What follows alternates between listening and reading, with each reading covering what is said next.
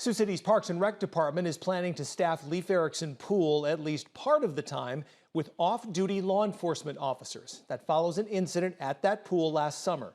KTIV's Clayton Anderson has more.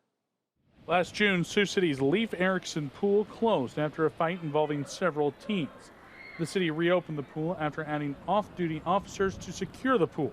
That's something the city will continue to do for at least part of the summer season.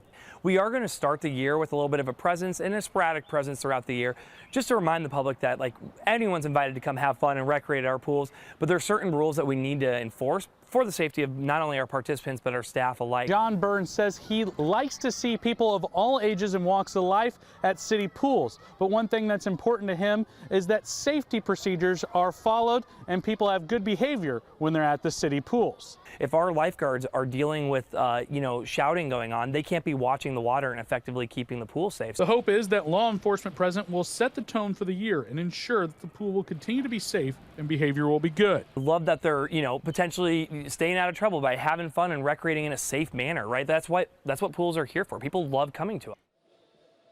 Parks and Rec will open Riverside Pool Saturday, May 22nd to kick off the season. Lewis and Leif Erikson will open on Saturday, June 1st. Recreation Superintendent John Burns says those pools will be fully staffed with lifeguards. He says Riverside Pool will open regardless of temperatures, but low attendance could mean that pool would close early.